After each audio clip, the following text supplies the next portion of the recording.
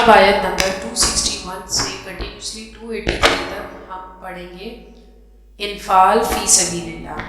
اللہ تعالیٰ بہت ہی خوبصورتی سے ہمیں ان آیات میں بیان کر رہا ہے کہ اللہ تعالیٰ کی راہ میں خرچ کرنے سے اللہ تعالیٰ ہمیں کن کن نعمتوں سے نوازتا ہے۔ اللہ تعالیٰ فرما رہے ہیں مثل الذین ينفقون اموالهم فی سبیل اللہ کمثل حبۃ انبتت سبع سنابل فی کل سنبلۃ مئۃ حبۃ واللہ یضاعف لمن یشاء واللہ واسع علیم۔ ترجمہ: جو لوگ اپنا مال اللہ کی راہ میں خرچ کرتے ہیں ان کے مال کی مثال اس دانے کی سی ہے جس سے 7 بالیں اگے اور ہر ایک بال میں 100 دانے ہوں، اور اللہ جس کے اجر کو چاہتا ہے اور زیادہ کرتا ہے، اور اللہ کشائش والا ہے، سب کچھ جاننے والا ہے۔ تفسیر: اب جو 2 رکوع آ رہے ہیں ان کا موضوع انفاق فی سبیل اللہ ہے، اور اس موضوع پر یہ قرآن مجید کا کلائمیکس ہے۔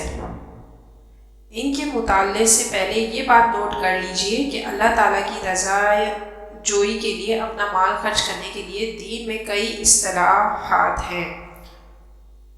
سب سے پہلی اطعام الطعام، کھانا کھلانا ہے۔ دوسری اصلاح ہے ایتائے مال ہے۔ پھر اس سے آگے صدقہ، زکوٰۃ، انفاق اور قرض حسنہ جیسی اصطلاحات آتی ہیں۔ یہ 5-6 اصطلاحات ٹرمز ہیں، لیکن ان کے اندر ایک تقسیم ذہن میں رکھیے۔ اللہ تعالیٰ کی رضا جوئی کے لیے مال خرچ کرنے کی 2 بڑی مدیں ہیں۔ ایک مدہ بنائے نوع پر خرچ کرنے کے لیے ہے، یعنی قرابت دار، غربا، یتامہ، مساکین، محتاج اور بیواؤں پر خرچ کرنا۔ یہ آپ کے معاشرے کے اجزاء ہیں، آپ کے بھائی ہیں، آپ کے عزیز ہو، قربا ہیں، ان کے لیے خرچ کرنا بھی اللہ تعالیٰ کو بہت پسند ہے اور اس کا اجر ملے گا۔ یہ بھی گویا آپ نے اللہ تعالیٰ ہی کے لیے خرچ کیا۔ جبکہ دوسری مد ہے عین اللہ، اللہ کے دین کے لیے خرچ کرنا۔ قرآن حکیم میں انفاق اور قرض حسنہ کی اصطلاحیں ایک دوسری مد کے لیے آتی ہیں، اور پہلی مد کے لیے اطعام الطعام، اعطائے مال، صدقہ و خیرات اور زکوٰۃ کی اصطلاحات ہیں۔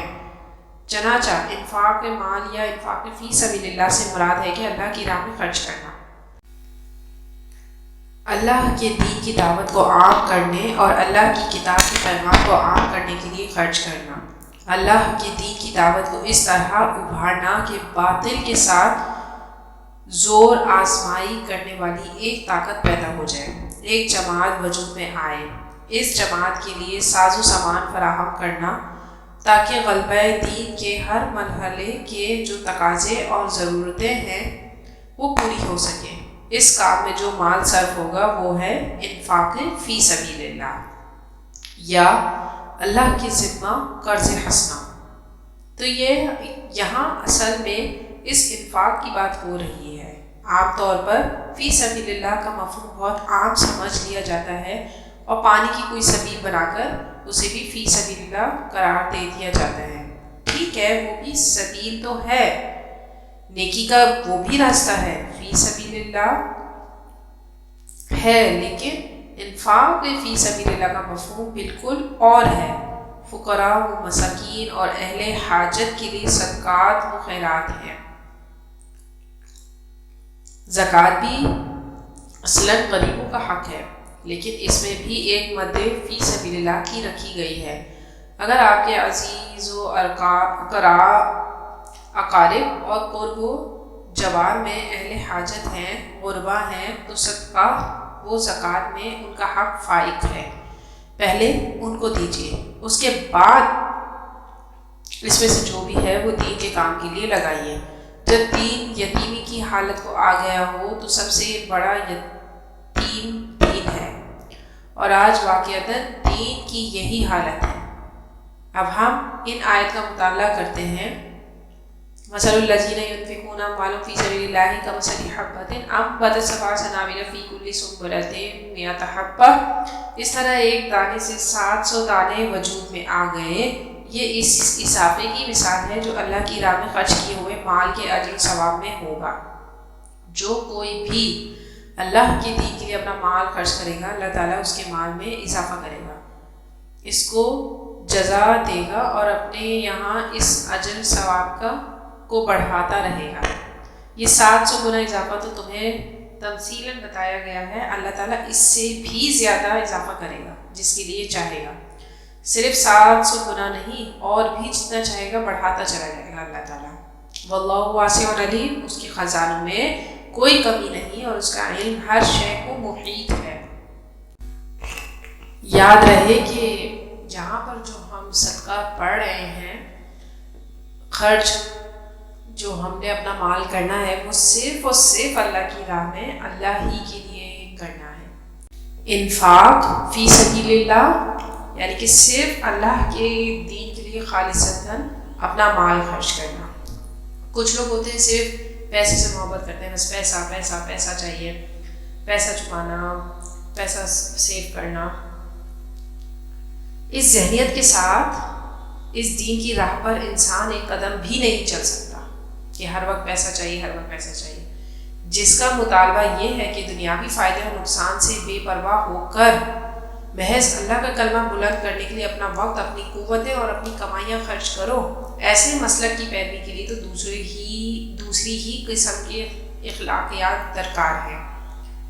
ٹھیک ہے، اصل شخص وہ ہے جو اپنی ساری قوتیں، اپنی طاقت، اپنی جان، اپنا مال، سب کچھ اللہ کے دین کے لیے لگا دے۔ ٹھیک ہے، اس کے لیے نظر کی وسعت، حوصلے کی فراخی، دل کی کشادگی اور سب سے بڑھ کر خالص خدائے طلبی کی ضرورت ہے، اور اجتماعی زندگی کے نظام میں ایسی تبدیلی کی ضرورت ہے کہ افراد کے اندر مادہ پرستانہ اخلاقیات کے بجائے یہ اخلاقی اوصاف نشو نما ہو۔ چنانچہ یہاں سے مسلسل 3 رکوع تک اس ذہنیت کی تخلیق کے لیے ہدایت دی گئی ہے۔ مال کا خرچ خواہ اپنی ضروریات کی تکمیل میں ہو یا اپنے بال بچوں کے پیٹ پالنے کے لیے یا محتاجوں کے لیے یا اشاعت دین اور جہاد کے مقاصد میں، بہرحال اگر وہ قانون الہی کے مطابق ہو اور خالص خدا کی رضا کے لیے ہو تو اس کا شمار اللہ ہی کی راہ میں ہوگا۔ یعنی جس قدر خلوص اور جتنی گہرے جذبے کے ساتھ انسان اللہ کی راہ میں مال خرچ کرے گا، اتنا ہی اللہ کی طرف سے اس کا اجر زیادہ ہوگا۔ جو خدا ایک دانے میں اتنی برکت دیتا ہے کہ اس سے 7 دانے اگ سکتے ہیں، اس کے لیے کچھ مشکل نہیں کہ تمہاری خیرات تو بھی اس طرح نشو نما بخشے اور 1 روپے کے خرچ کو اتنی ترقی دے کہ اس کا اجر 700 گنا ہو کر تمہاری طرف پلٹ لے۔ اس حقیقت کو بیان کرنے بعد اللہ کی 2 صفات ارشاد فرمائی گئی ہیں۔ ایک یہ کہ وہ فراخ دست ہے، اس کا ہاتھ تنگ نہیں ہے کہ تمہارا عمل فی الواقع جتنی ترقی اور جتنے اجر کا مستحق ہو وہ نہ دے سکے۔ دوسرا یہ کہ وہ علیم ہے، جو کچھ تم خرچ کرتے ہو اور جس جذبے سے کرتے ہو اس سے وہ ناواقف رہ جائے اور تمہارا اجر مارا جائے، ایسا نہیں ہو سکتا۔ ٹھیک ہے، اللہ بے شک اس کے خزانے اتنے زیادہ اتنا دے گا۔ اسی طرح دین کے معاملے میں، اللہ کے معاملے میں خرچ کرنے کا ایک یہ بھی ہے کہ لوگ قرآن پاک کے ہدیے، قرآن پاک پڑھواتے ہیں بچوں کو، خود فیملیز پڑھتی ہیں، ہدیہ دیتے وقت قاری صاحب کو، مولویوں کو 1000 روپے، 500 روپے میکسیمم۔ استغفر اللہ، اللہ کی راہ میں خرچ کر رہے ہو آپ، کس طرح سے آپ کسی کا حق بھی کھا رہے ہیں اور اللہ کی راہ میں خرچ اتنی کنجوسی سے کر رہے ہیں۔ آپ کو چاہیے آپ مساجد میں اپنے خیرات و صدقات دیں تاکہ مساجد کے بل ادا ہو سکیں، اور جو قاری صاحب اور جو وہاں کے علماء ہیں اور جو مؤذن ہیں ان کے خرچات چل سکیں خرچے، لیکن نہیں، ہم تو بس دنیاوی چیزیں، مہنگے مہنگے ریسٹورینٹ اور ایکسپینسو کار اور دنیاوی تعلیم کے لیے ایسا خرچہ کرتے ہیں، اسکول کی مہنگی مہنگی 10 20 ہزار فیسیں دیتے ہیں، ٹیوشن کی فیسیں دیتے ہیں، لیکن قرآن اور دین اور اللہ کی راہ میں خرچہ کرنے کا نام آ جائے تو شیطان ہم سب کو روک دیتا ہے۔ ہم سب کو اپنا اپنا انالیسس کرنا چاہیے اور اللہ کی راہ میں کھل کے اپنا مال خرچ کرنا چاہیے۔ اگر کوئی ہدیہ 2000 3000 لیتا بھی ہے کسی بھی چیز کا اللہ کی راہ میں، قرآن پڑھنے پڑھانے سیکھنے سکھانے کا، تو آپ کو چاہیے جتنی آپ کی طاقت ہے، اللہ نے جتنا آپ کو مال دیا ہے اس حساب سے ان کو پے کریں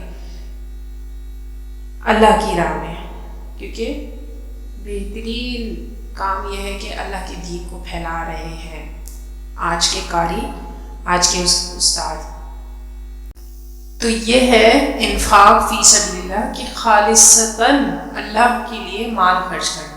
ویسے تو ہم بہت سارے صدقات دے رہے ہوتے ہیں، پانی پلا دیتے ہیں، کھانا کھلا دیتے ہیں، اور دوسرے روزمرہ ہم 10-20 روپے ہم فقراء کو بھی دے دیتے ہیں، لیکن یہ خالصتاً اللہ کے لیے کر رہے ہیں۔ اس کی ایک اور ایگزامپل آپ یہ لے سکتے ہیں کہ کسی بچے کو حافظ قرآن بنا دینا جو نہیں پڑھ پا رہا ہو، جو فیسیں نہیں دے پا رہے ہوں، غریب لوگ ہوتے ہیں، تو ان کی فیسیں دے کر آپ ان کو حافظ قرآن بنا دیں۔ یہ کس کے لیے آپ کر رہے ہیں؟ خالصتاً اللہ کے لیے، ٹھیک ہے؟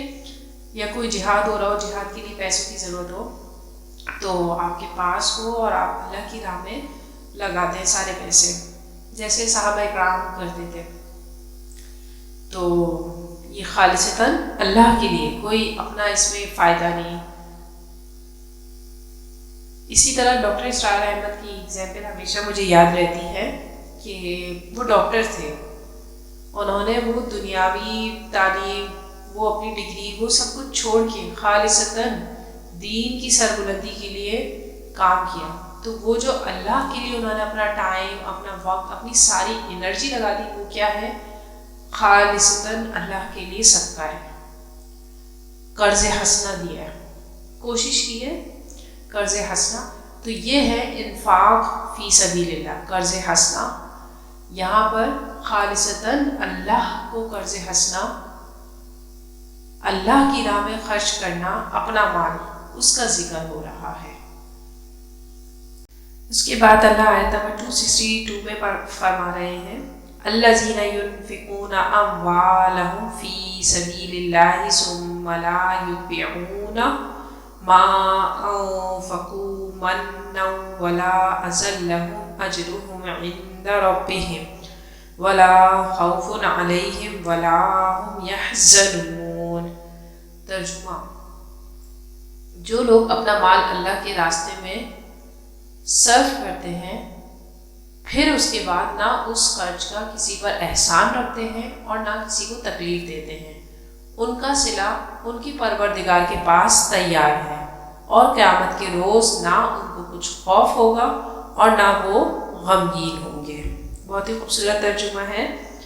تفسیر یعنی کہ صدقہ اللہ کی راہ میں دینے کے بعد طرز عمل یہ نہیں ہوتا کہ دیکھیے جی میں نے اس وقت اتنا چندہ دیا تھا، معلوم ہوا کہ میرا حق زیادہ ہے، ہم چندہ زیادہ دیتے ہیں تو پھر بات بھی تو ہماری ماننی چاہیے۔